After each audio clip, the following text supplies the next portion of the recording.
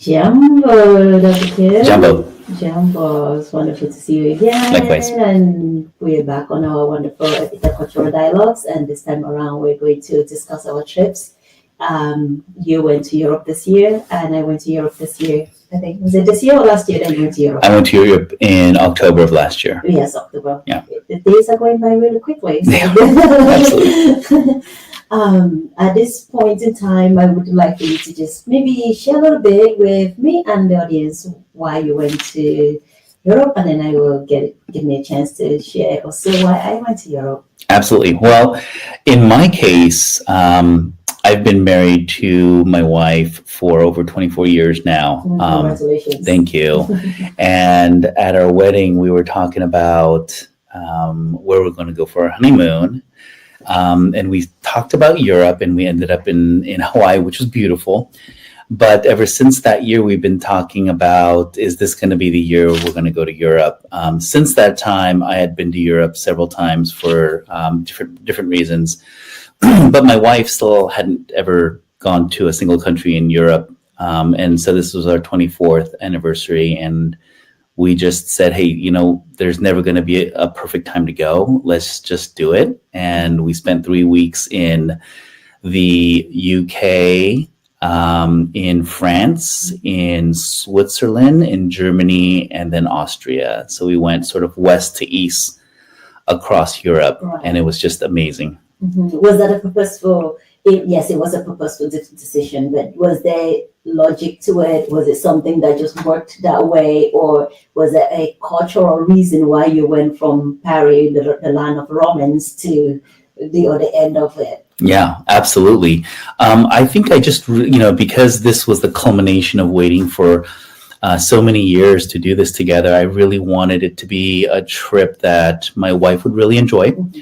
And so we visited a lot of castles. She has that romantic streak in her. So visiting a lot of castles, but also spending a lot of time just in local places like little cafes and boutiques. And we did quite a bit of shopping in some of those, particularly in Paris. And so really custom tailored it to what would make her happy and would make it a fulfilling trip for her, something that she'd waited for so long to do. Going west to east, it just made sense to do that because we wanted to fly in to one airport and then fly out of another airport on with two sort of bookends. And just looking west to east, we thought we could potentially go as far as Czech Republic, but we didn't go all the way. And ended up in Vienna and flew out of Vienna. And so, it was a very, very full trip, a lot of traveling. We took the train all the way across Europe. So some long legs on the rail there, but just some beautiful scenery. And everywhere we went, just greeted with such hospitality and experienced so much in terms of the cuisine, the culture, the history of the place, and just the people. Again, the people just being so authentic and warm. I think I've heard in the past some things about some European countries as being a little bit cold, but I didn't experience that at all. And so we just had a fantastic experience. It must have been such a beautiful trip. And I love that you centered your wife in this conversation. I love that you centered her. And having been on a Korean drama kick lately, I want to say, you are such a romantic, Dr. King. And I'm glad that you did that for her. And even though you did that for you also, you did that for her. Yeah. Thank you for honoring your wife and centering her in the conversation. The one thing that is super exciting about France is just that whole romance. And I wanted to tie this with that story. I want to keep with the story of romance and Korea. And you're originally from Korea. You're American, through and through. But you have roots in Korea, right? That's right. My parents are from Korea. Right. I was born in New York, in the Bronx. So I did all my education and grew up in the U.S., but my parents are from Korea. Right. Immigrated to the U.S. Yeah. So do you watch any of the Korean dramas? I do from time to time, and there was a long span where I didn't. Mhm. So I did a little bit in college where I sort of reconnected with my roots. I did a study abroad in Korea during college, and so I got reconnected with my Korean roots a little bit. And there was a short period of time there in my college years where I watched some Korean dramas and movies, and then there was a stretch where I didn't. Just busy with professional life and raising a family, and doing ministry, and so they just kept busy with that. I think more recently, as I've been entering into the intercultural space and intercultural studies, have been intentionally looking at films, foreign films, and those include some Korean films as well. Right. And I know that we have done those together, and I have to say that the romance in the ones that we have seen have been really very interesting romance compared to the K-dramas that our young girls are watching and young boys are watching these days. Yeah. But I have to be honest with you that in the last few months I have been on a kick for Korean drama. The young ones, Okay. The one with all the sabbiness and the umbrellas and the guys saving the girl. Okay. So we can talk about France, but I feel like Paris is like Seoul or Korea is the France of Asia. Oh, that's interesting. So you think romance, you think Asia, you think romance, you think South Korea, you think romance Europe, you think France. So I could not let you get off the hook without bringing that up and just gushing over how wonderful. And just on a side note, I talked with my niece who truly love the Korean movies for the cultural relevance of it. Because as an African born and raised child, there are certain values that the children in Korea or the parents in Korea expect from their children that African parents expect from their own children. Oh, is that right? Yes. So that humility, that respect, raising your voice, and just little things that you do with a lot of respect. And I was having a conversation with her, and I was like, "Oh, I see your Korean crush, or you have on your WhatsApp page," and she was like, "Yes, I'd say I have like 50 of them." And I asked her particularly why are you watching these movies? And she's like, "Auntie, the American movies are just they are different. The kids are very rowdy. I like the Korean movies because they are nice, they are respectful." I was like, "Oh, thank you. I didn't have to tell you that. You learned that on your own." So that is super exciting, and I'm glad that she has that Korean tie and that movie in that movie line. But coming back to our intercultural travels, you do mention that you're getting back into cultural relevance. As you traveled across, were there particular things that really stood out besides the fun and the enjoyment? Sure.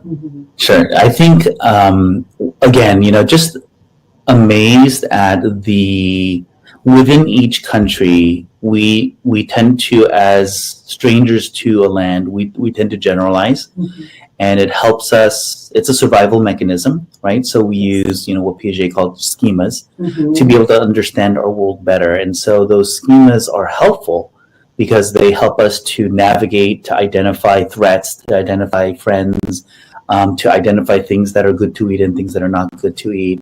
So these schemas are helpful and they're essential for human survival. And yet sometimes those very same schemas end up developing into things that are maladaptive, like prejudice and bias, right? And generalization.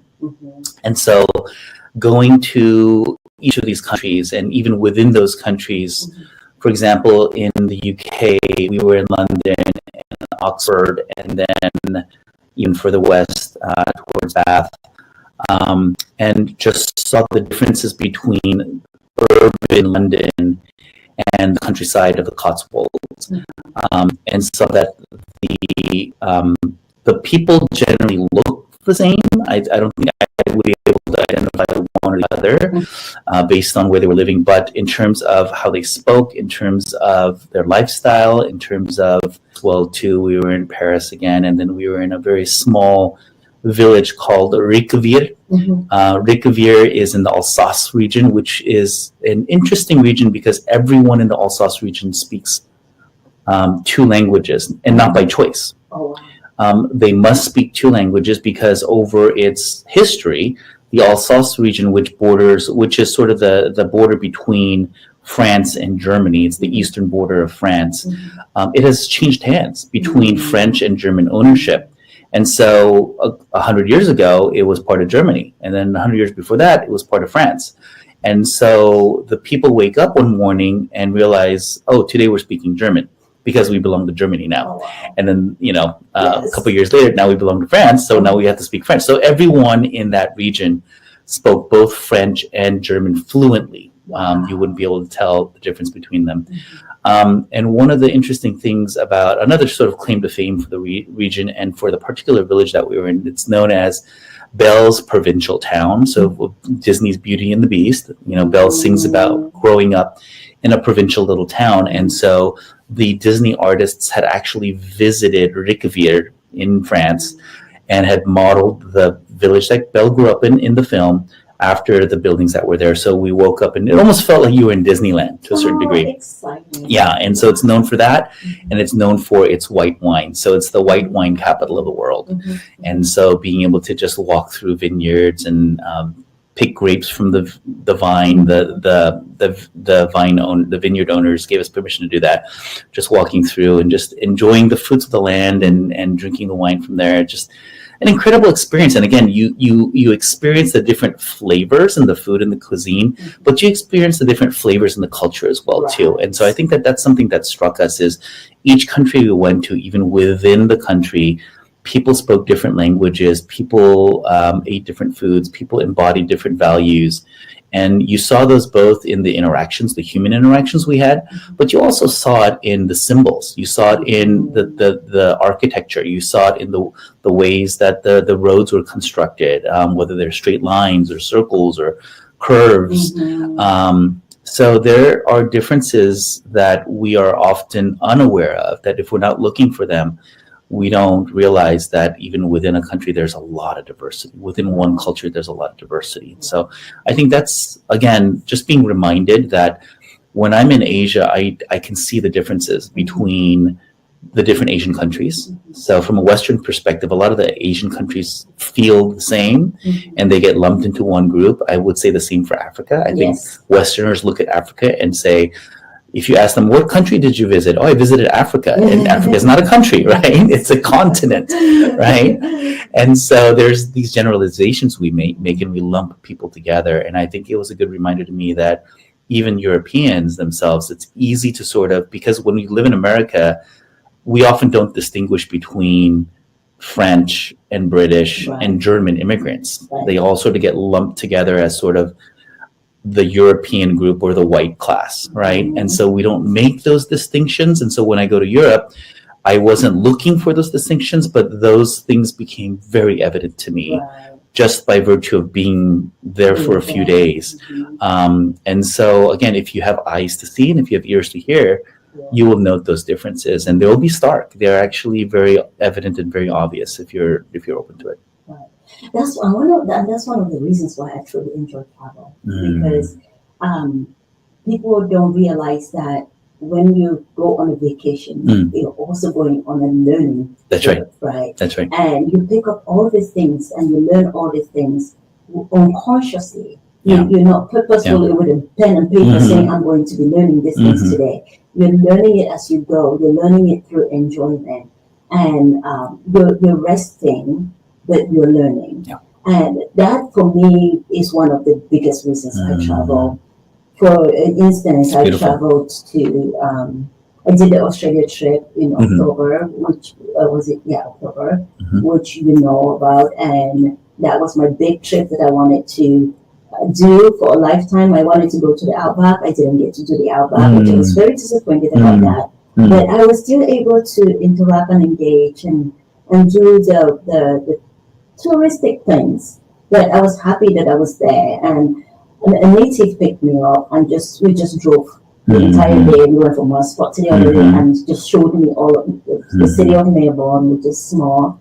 So we literally drove around it.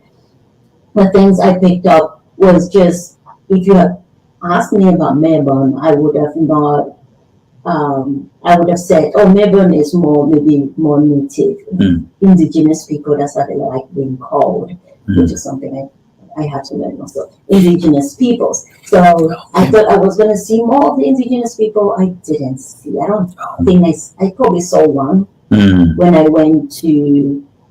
No, I saw one indigenous person. Yes, basically for my entire trip, I probably saw one person that I was like, oh, this is an indigenous person. And that was actually in Sydney, not even in Melbourne. So I was a bit disappointed about that, but I would have not known that had I not traveled to the country. Beside that, just learning how far things can be, even though I think, oh, maybe it's closer for me to go inland and go do the outback. It's more complicated than it looks. So I didn't do the outback because it was a bit more complicated than it just sounded. Now for my Europe trip, which happened recently, that trip I call my mental health trip. I needed a break and I decided, I'm going to go somewhere else. I'm going to just go somewhere else that is not in Cameroon. Because you're in Cameroon and as a native or a native of that land, there are complexities that come with it, especially if you're trying to rest. There are other complexities. That's right. To truly rest, you gotta go somewhere where you can rest. But when you go, when you go home, it's family expectations. Yes. People to meet. Yes. And we love them. We love them. It's not because we don't love them, but we need to rest. So I called up a couple of people that I called one person that I know, and I connected with another person, and they gave me free housing, and I was able to just relax. And I had the thing that I picked up when I was talking to one of the ladies I was trying to set up a place to stay with. I said to her, hey, I'm looking for a place, a town with internet. When I talked about the town, I wasn't thinking, I was thinking city, town, and town to me was just a little place where you can have internet, cafe, and things like that. And I didn't realize that they literally call it village. Right. So when I said town to her, she was like, "Oh, sorry, it's not a town. I know you were expecting a city, so the day she picked me up. I hope you were expecting this, but this is just a small village." And I was like, "No, actually, this is perfect. That's exactly what I meant." She kept apologizing. Like, "No, this is exactly what I meant." So now I know that if I'm going to Ireland, I can say village. I don't have to say village just because I'm in a village in Africa, right? I can say village when I am in Ireland. And that was a solid lesson for me. It seems small, but it was a very solid lesson for me, because if I had known that, I could tell her that I'm looking for a space that is like a village, it's quiet, there isn't a lot of people, there's no traffic, I just want to be with nature, then I would have just said to her, village. But now I know if I'm going to go anywhere in Ireland, I'm going to say, okay, I want to be in Dublin, which is city, or I want to be in Belfast, which is city, or I want to be in Cork, which is city. But if I want to be in a village, I'm going to think about going to Kilmore, Kilmockridge, which is always south and that southeast corner of of Ireland. And another leadership thing that I really picked up that I didn't quite know about was Ireland being 4 provinces, but still being one of the provinces being a part of the UK. And so I kept saying, I want to go to Southern Ireland. And the Southern Irish, the people were like, no, we don't say that. We don't say that. We don't say Southern Ireland. We say Ireland, just Ireland, or you say the Republic of Ireland. So so it took me a minute, and I had to learn that quickly. And I now I know that when I say Ireland, I actually mean the Republic of Ireland, or the entire Ireland landscape. It was really, really exciting to be there. It was very restful. Very green. It felt like a marriage between nature and city and city. Because civilization is not the right word. City. Modern day developments. It was just nice to always look out the window and see trees, landscapes, instead of just tall buildings. So I found that to be very, very helpful. Then traveling, I basically traveled across the entire. I did like zigzag across the country. So I went from Belfast to Kilmore Ridge, from Kilmore Ridge to Court to Galway, which Galway is called the capital city, the cultural capital city, right? So I was there. It's not that big, but I enjoyed the time being in the museum. The museum in that place was amazing. The historical layout. And I learned so much just reading. I basically was reading everything. Right. Even though it was a trick for me to just unwind, relax, get my brain off the computer, get myself off the phones, and just deal with nature and deal with my own thoughts and deal with my own mind. Yeah. Get to a place where I'm healthy. Because I think as leaders, sometimes we forget to take care of ourselves. That's right. We just keep going, and we get burned out, which it's not good. You can lead effectively when you're constantly going and getting burned out. And I was definitely burned out. I remember one of the days was reflecting, and I was so grateful that I took the trip and the people that poured love into my life that I couldn't help but just cry. And it wasn't crying tears of sadness, but just tears of gratitude and just rest. And even my friend said, look, you look so rested. I was like, yes, the big bags under my eyes are kind of gone. And then I had to come home. And I had to come home. But I picked up so much from being at the museum and the history. Like the troubles, I didn't know what the troubles were, and it was that constant rebellions that they did. That's right. And the troubles was the most recent ones, and I liked that they even called it troubles. Like, just saying that there was almost another unrest and civil war or something, or trying to get back the people that once the Northern Ireland to become part of mainland Ireland, right? So there's still that conflict till today. And even my host that I stayed with said that he almost died in in the troubles. Right? I think the troubles was in the 80s. Really soon. That's right. And he almost died in the troubles. And he's very upset about it. And I will be very upset too. Because he doesn't think that he prefers things to be the way they are, but there are people that don't. So he almost got caught in that crossfire. I've been going for a minute. That's good. No, that's really good stuff. I think even though you're going on vacation and going to rest, you have a cultural perspective and a cultural lens that you can't turn that off. And so wherever you go, you are seeing all the colors and you are tasting all the flavors. And I think that that's something that's a gift. It's something that is, I wouldn't call it unique, but I think it's very rare. And so I think you're both very blessed, but also you bless others with your cultural insights as well. I hope so. I truly enjoy it. I truly enjoy it. And it's very odd to think that I am going to jump around Ireland from one place to the other and actually feel rested. A lot of people would be like, I am so tired. But instead, oh my gosh, I spent 2 nights in a hostel. And even then, I still was okay. You know? And I think when it comes to travel, you push yourself every time, right? Like even for an older person like me, again, these are things that people do when they're in college. I'm doing some of these things in my older age, but at the same time, I'm enjoying every moment of it. And I'm pushing myself. It's not so easy. Like when you're doing it, you're on there, you're taking beautiful pictures, you're doing that. But there is anxiety when you're planning this trip. Like especially as a solo or female traveler, there is anxiety when I plan the trip. And I always say to myself, just because I'm a bit scared of the unknown as I venture out, it doesn't mean I shouldn't do it.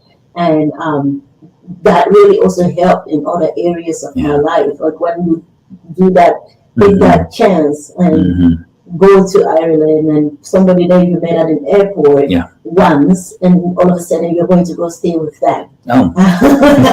Or somebody you met on Facebook, and all of a sudden you're going to be spending 5 days with that person who's never seen you.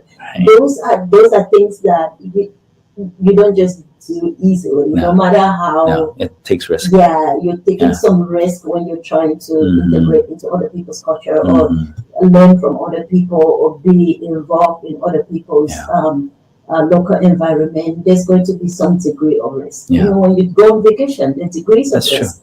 Am I going to get pickpocketed? Is my plane going to get delayed? Will I be good with the language?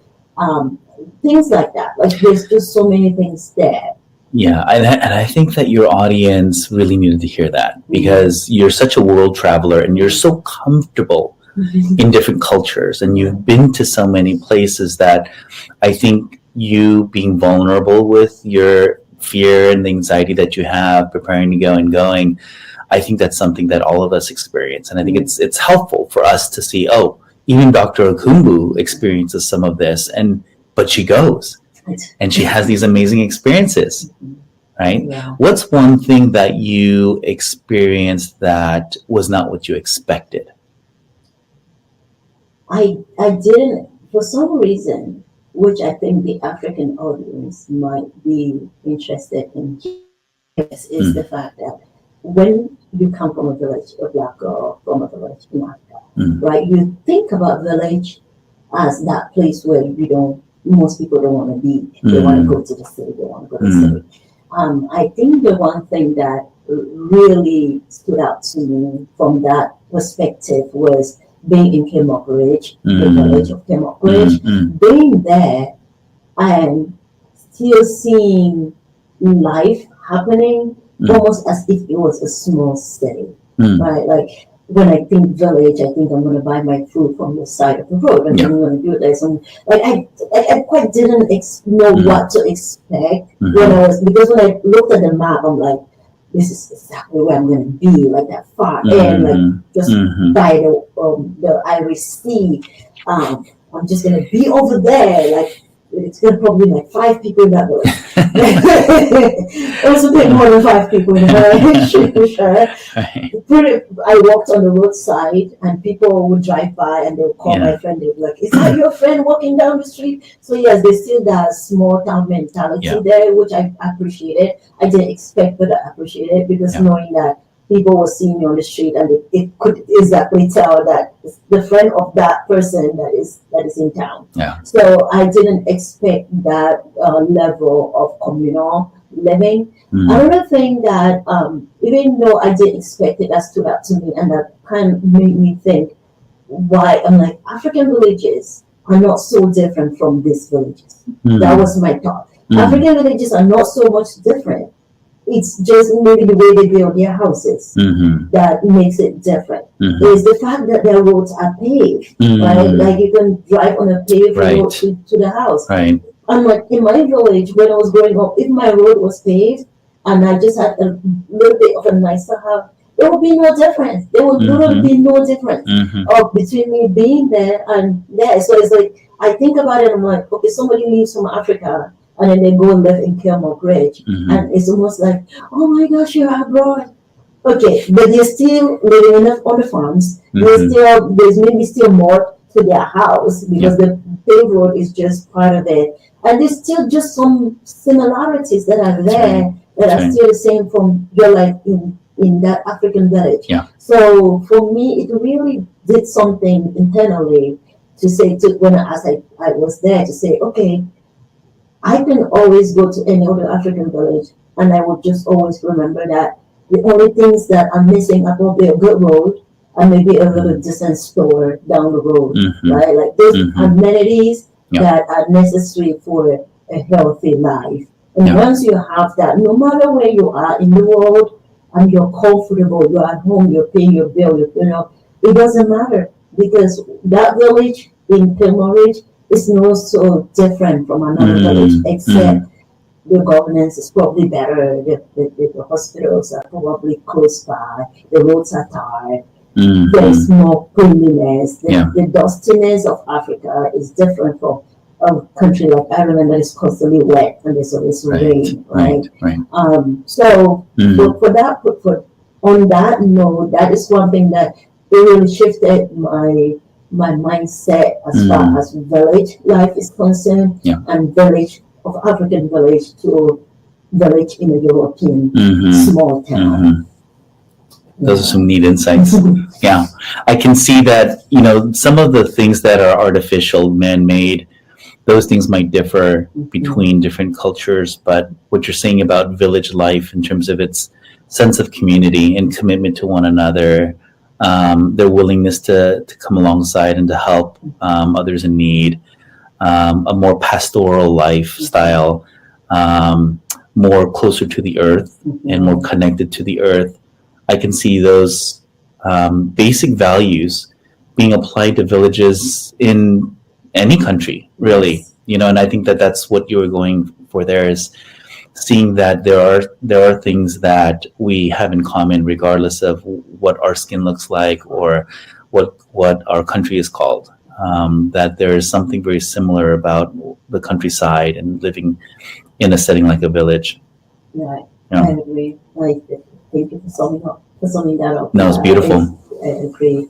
I wanted us to touch a little bit on when you think Europe and its influence in the world in general. We know its influence in Africa. We know its influence in Asia. We know that just its influence even here on the continent of America. It's not. We all understand colonialism. We all understand post-colonialism. We understand how by the British going into, say, India and all these other countries, Cameroon, Nigeria, or Ghana, the kind of footprints, right? Like, what do we say these days? Like your internet footprint, like they left their own footprint.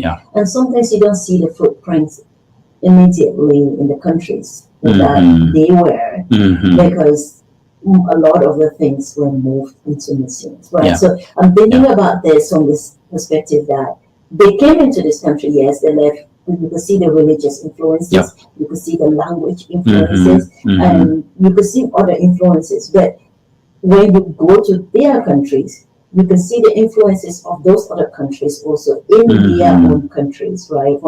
And you could say, okay, you go into a museum. Why are there so many African statues in statues in British museums? Right? You start thinking about things like that, and you think about, you don't see African type buildings there that you do in a museum. I don't quite understand what is there. Anything else that you could have taken from the people of Africa, Asia, and all of that, and brought back to your country that could have made your country better?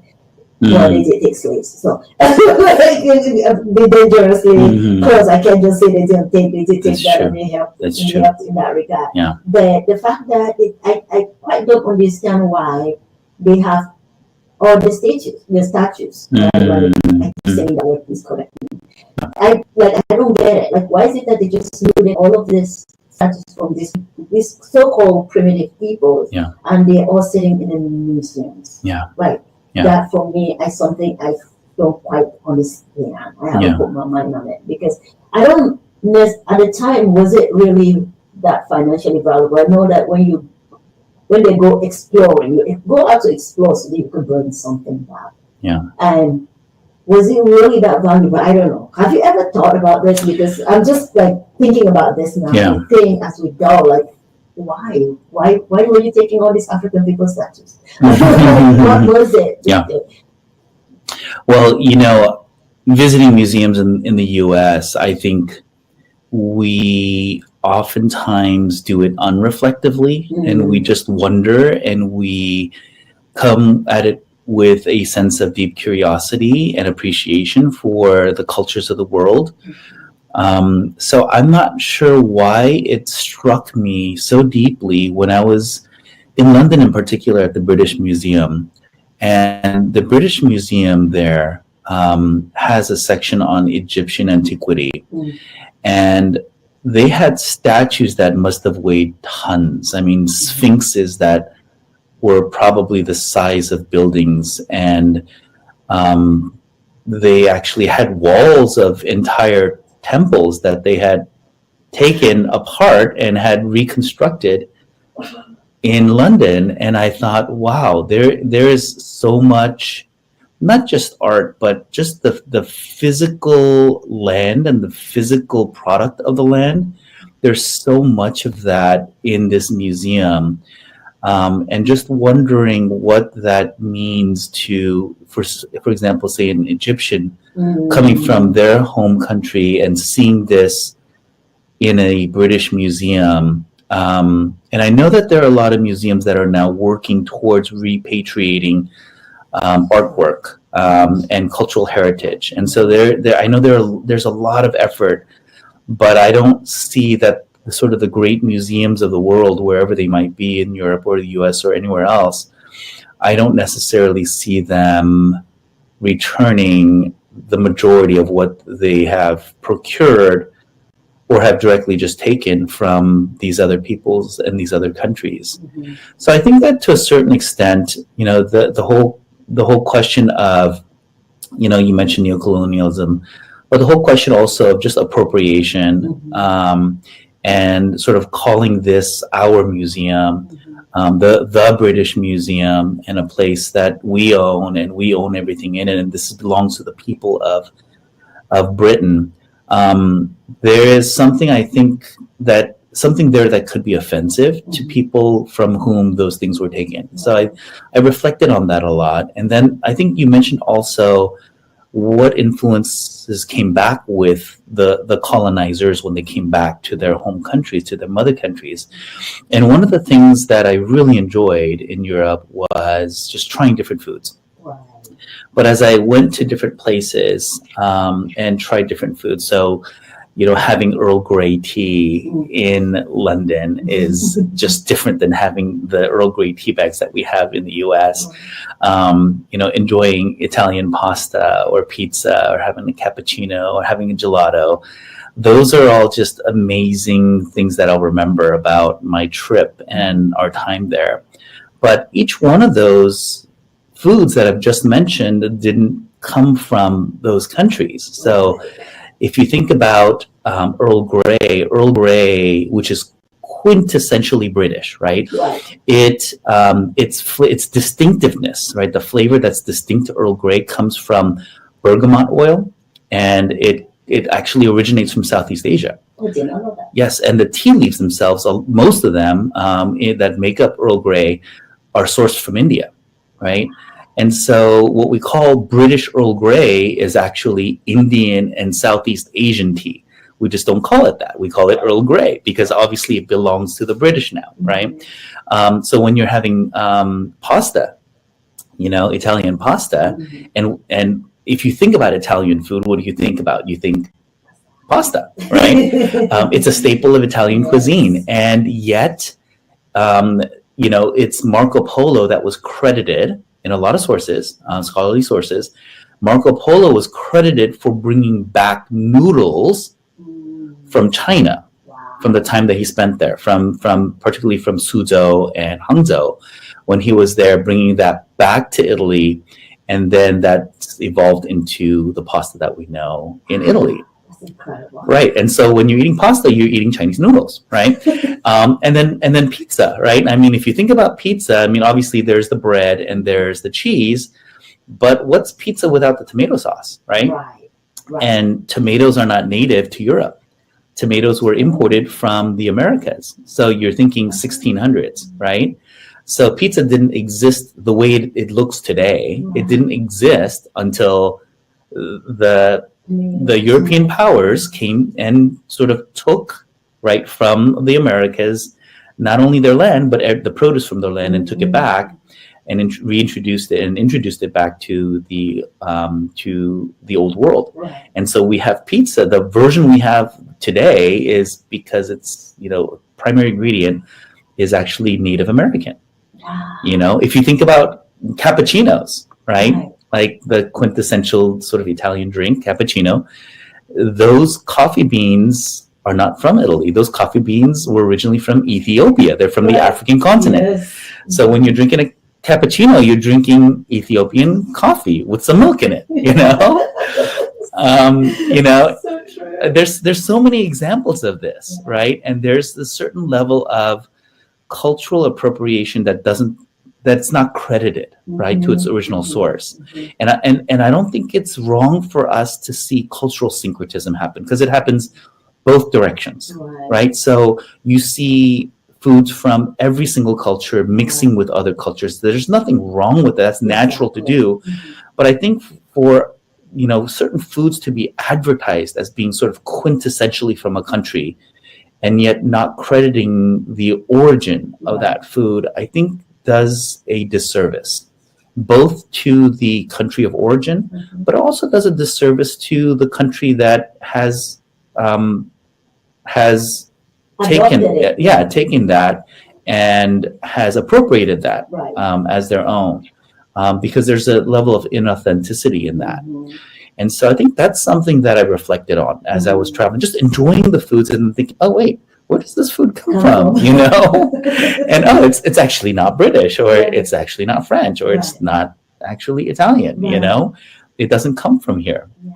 And so just the recognition that, like you said, Ubuntu, we all belong to one another. I am because you are. And I think that's very, very true for culture, for food, for art, for all of these things that we sometimes assume are ours, but actually they're ours because they were others first. And that we need to give credit where credit is due.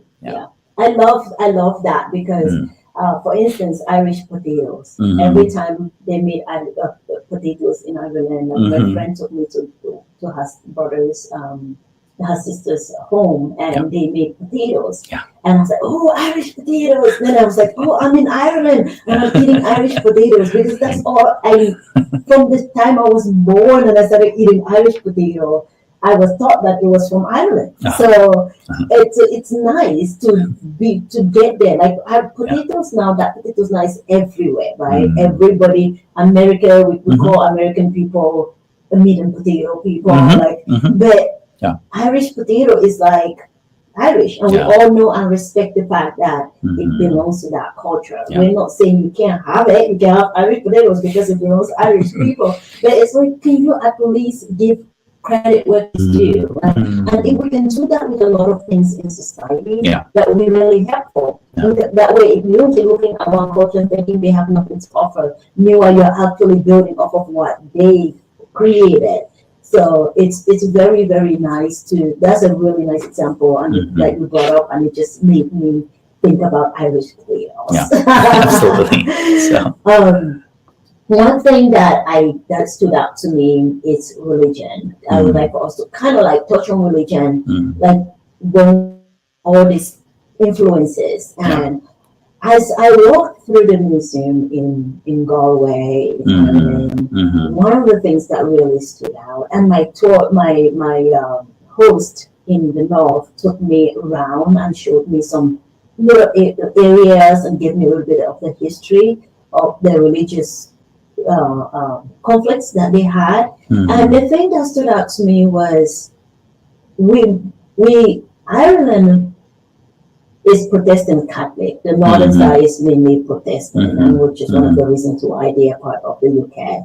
And the rest of the country is Catholic. And it made me think, was Catholicism the original religion of the place, right? Because the way they are fighting, for example, we walked down the street, and he said, Ruth, you see this side of the street? That's the Protestant side. You see this side of the street? That is the Irish side. So where in those days, and even now, when you're on this side, you know that you're going to deal with all Catholic people. When you're on this side, you deal with, and they say they used to stand in the intersection down towards the intersection, and they'll haul insults at each other. Right, they'll just haul insults at each other, and their neighbors, right? So literally across the street from each other, and the one will start over there, the other will start over there. They just all inside of each other. Like, what is going on? And then we were making the joke. It was like, okay, today we're going to just walk down, and when you're in Ireland, you're going to enter a pub, whether you like it or not. So we're going to walk down, and we're going to go to a pub. On the Protestant side. I think we went on the Protestant side. On the Protestant side, yes, we did go on the Protestant side. Because it's like, and with the wife, so every time they would say that, I would say, oh, you're trying to start a war with your wife, aren't you? Because the wife is Catholic and he's Protestant. Oh, no. And I was like, it must have been really challenging for you guys. Been, Romeo and Juliet. Yes, in that sense. Yeah. And we think about all the divides that we have in the world, things that divide us. Yeah. To think that in a country like Ireland, religion is one of the big things. Yeah, and Catholicism wasn't even the baseline Irish religion, if you're really looking back and going down. It's not even their baseline religion. That is influences of war and empire building and colonization and all of that, right? And now it has become such an identity that they can fight over, that they are literally fighting over something that they had gotten from another place. Yeah. Not saying it's a good thing or a bad thing, like using this religion as an example of the things that we adopt and then we hold on to it. It becomes such a big part of our identity that we start to fight and we forget to know that we have received this from some other place too, and sometimes freely, to say the least. So that part of the religious struggles of Ireland, that part of their culture, that part of their history, really stood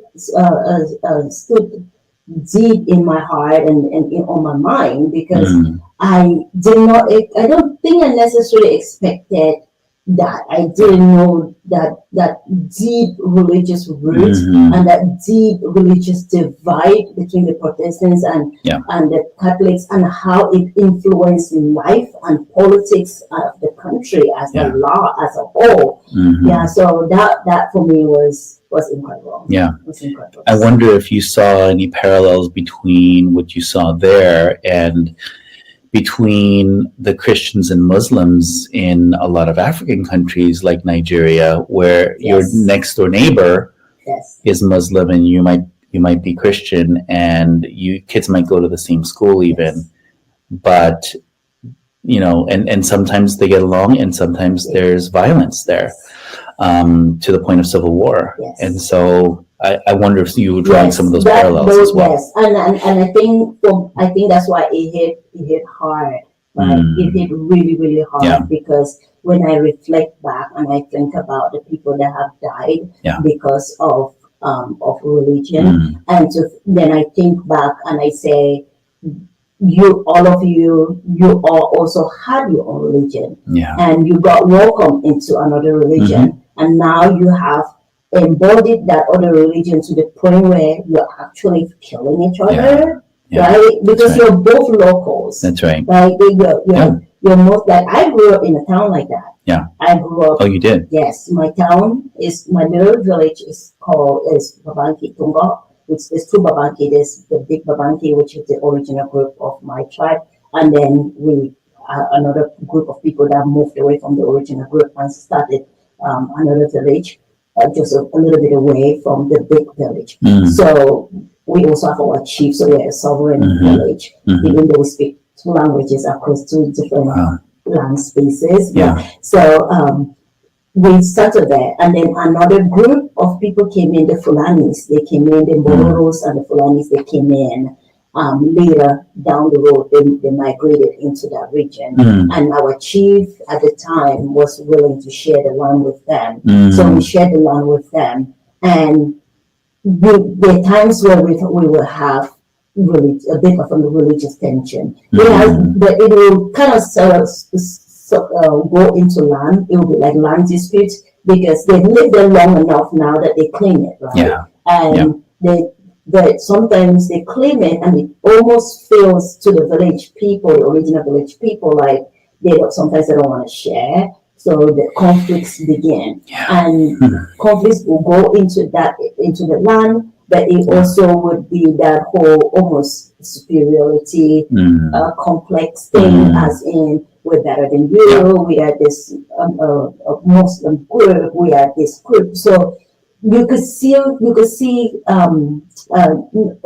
tribalism in a sense, but you could see that little bit of religious superiority happening because of that. Or sometimes if they're the lighter skinned rural people, sometimes you could almost think that some of them, no longer have played, most of them are like my brothers and sisters. It feels sometimes that they think they're better, but one tribe can always think they're better than another tribe, right? So it doesn't end only in skin color, it goes down all the way down to tribe and religion. So when I saw that in Ireland, and I heard the hauling of, even in Belfast, we drove down the street, it was the same thing. They said, on this street, this was the site of the Protestants, this was the site of the Catholics. The same thing in that particular street. So it was a very common thing. And then I'm like, okay, Africa, that's exactly what is happening with you guys. Look at North Africa, the map, the Christian Muslim map. You look at it, you can see it. You can literally see the divide on the African map, where you see majority and then you see this part. Even though Islam is scattered in between in small pockets in these places, but the divide is quite there. And it gets vicious, as we see in the case of Nigeria. And it just, like I feel like I'm repeating myself, but it really bothers me in the sense that Christianity, for example, was supposed to be a peaceful religion. Like Abrahamic religions are supposed to be peaceful. That's and Christianity and Islam are Abrahamic religions. They're supposed to be peaceful. How do we get to a place where we think that we need to kill each other because we think our religion is better?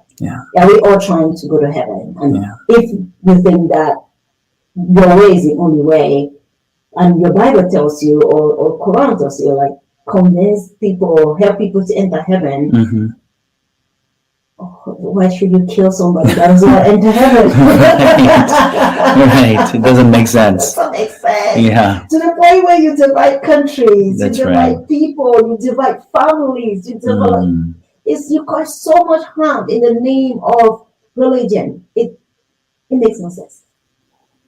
Well, there are important voices like yours that are speaking into this and doing the work of cultural empathy, because I think as long as we see each other as the other, right, as the alien, as the enemy, there won't be progress on that front. We will continue to alienate, we will continue to isolate, we will continue to talk about in-group and out-group, we will continue to draw lines and borders, and we will continue to create systems of disparity and injustice that then give rise to violence. And so I really appreciate what you're doing, the work you're doing around the world, and the work that you're doing more specifically through the nonprofit work that you do, through the education work that you do, through the entrepreneurial work you do, all of that. I just see you